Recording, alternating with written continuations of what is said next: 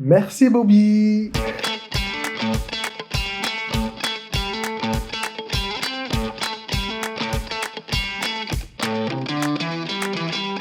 Iman Zala, 30 ans, je suis responsable data analyst dans une petite PME.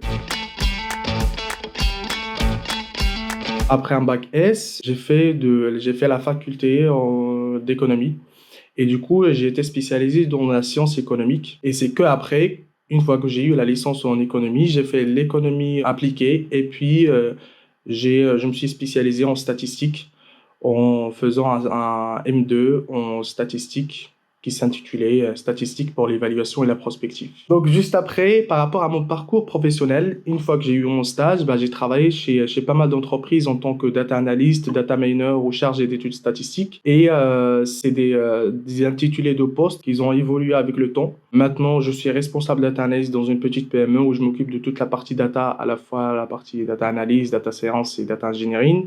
Mais avant, j'ai travaillé en tant que consultant chez BNP Cardiff. J'ai travaillé en tant que data analyst chez Picard. Et puis, j'ai travaillé data miner chez Intersport et avant chez Banque Casino. Mon entreprise, c'est une petite entreprise qui commercialise des programmeurs. Et en fait, le but, c'est en fait de permettre à nos clients à la fois soit de maigrir ou de manger bien.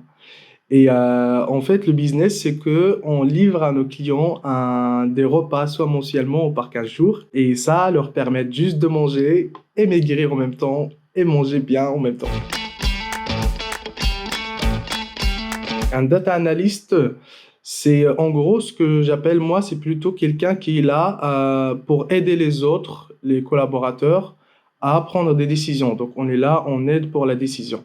Donc mon métier, c'est d'analyser les données, d'utiliser des statistiques, de croiser pas mal de données et tout ça dans le but en fait de aider les collaborateurs du marketing digital, service client ou d'autres services à prendre des décisions en se basant sur des KPI, en se basant sur des statistiques ou des indicateurs qu'on leur permette de voir directement sur pas mal d'outils de visualisation.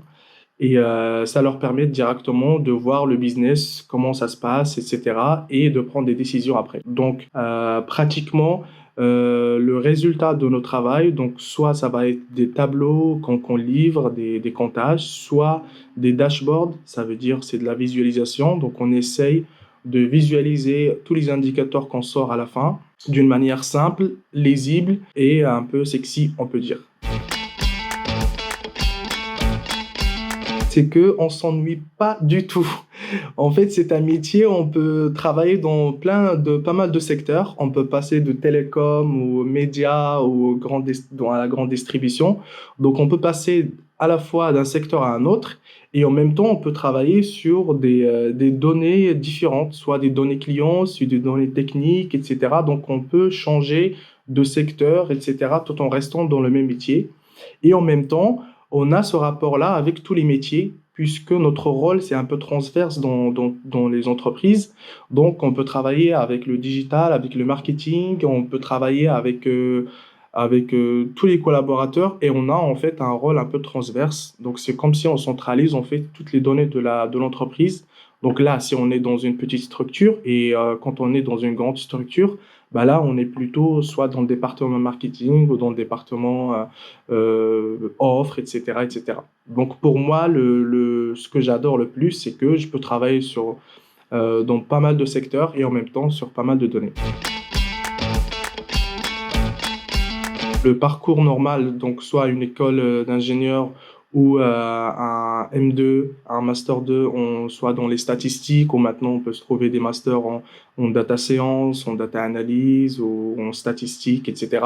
Mais après, il y a le parcours anormal, puisque maintenant on a toute la partie, la reconversion, etc. On peut faire juste une formation en data analyse, et puis on peut accéder au monde de travail sans passer par un M2, etc.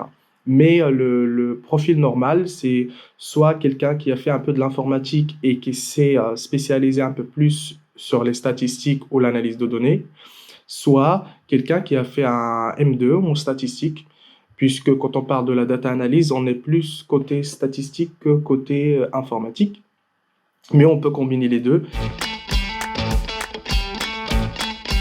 Bah, on dit qu'on a des bons salaires. Et après, ça dépend du profil. Est-ce qu'on est junior, senior, etc. Mais je peux dire que ça commence en tant que junior pour le premier job. Ça commence par un salaire annuel brut de, je crois, 37, 38 K par an.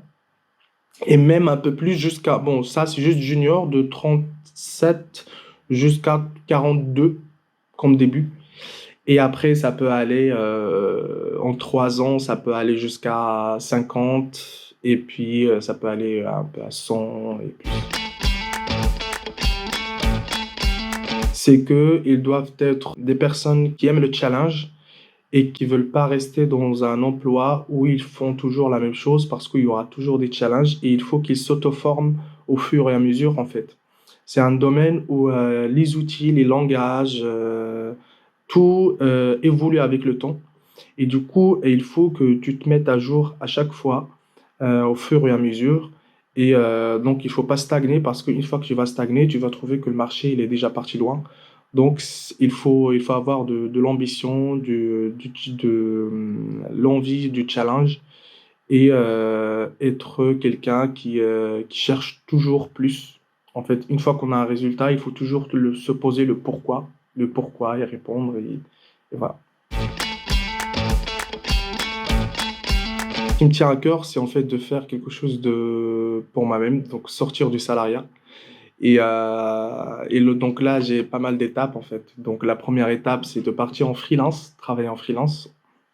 Et puis dans un deuxième temps, je veux créer un business à moi, un petit peu loin du domaine de data analyse, mais je vais utiliser toutes ces compétences pour en fait faire évoluer mon business.